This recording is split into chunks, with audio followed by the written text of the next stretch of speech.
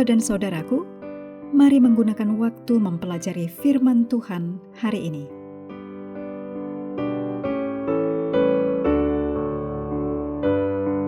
Sahabat sekalian, untuk pelajaran baru, kami menghadirkan audio yang berisikan intisari dan komentar roh nubuat untuk melengkapi pelajaran Sekolah Sahabat Harian Anda.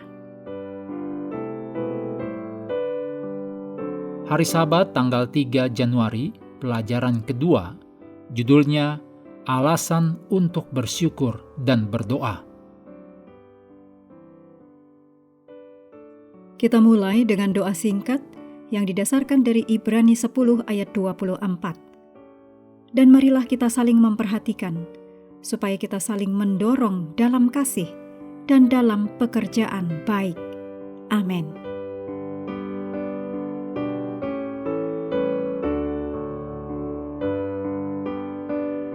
Bacaan untuk pelajaran pekan ini dalam Filipi 1 ayat 3 sampai 18, 1 Korintus 13 ayat 1 sampai 8, Kolose 1 ayat 3 sampai 12 dan Kolose 1 ayat 6 dan 23.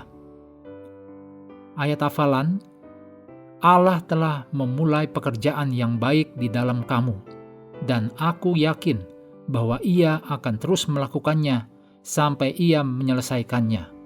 Ia akan terus melakukannya sampai pada hari Yesus Kristus datang kembali. Filipi 1 ayat 6.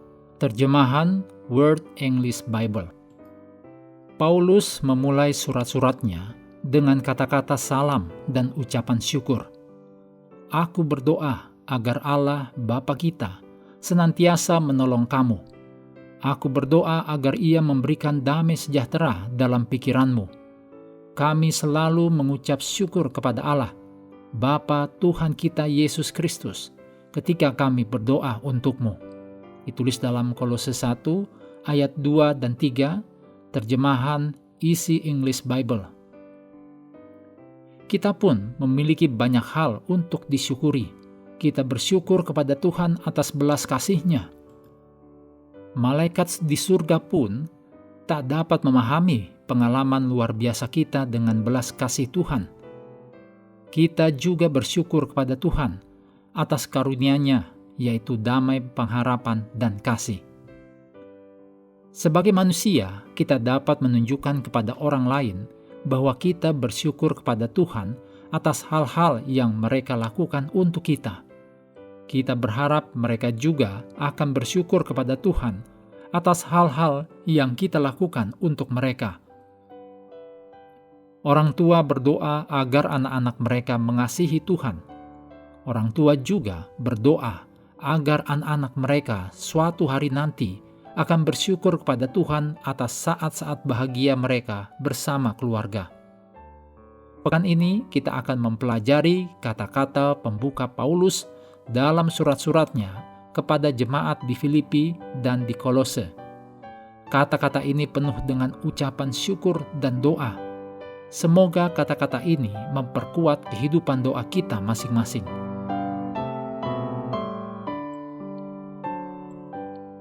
Kutipan roh nubuat untuk pelajaran hari ini dari Steps to Christ halaman 97-98. Bertekun dalam doa adalah syarat untuk menerima berkat. Kita harus selalu berdoa jika ingin bertumbuh dalam iman dan pengalaman.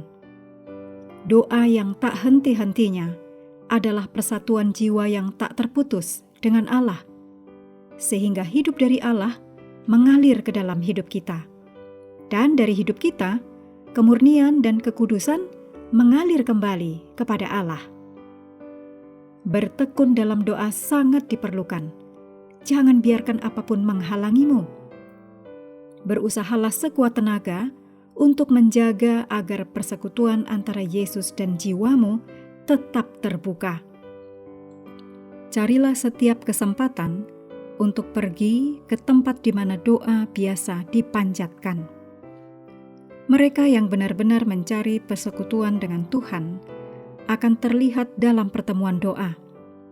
Setia melakukan tugas mereka dan sungguh-sungguh serta bersemangat untuk menuai semua manfaat yang dapat mereka peroleh.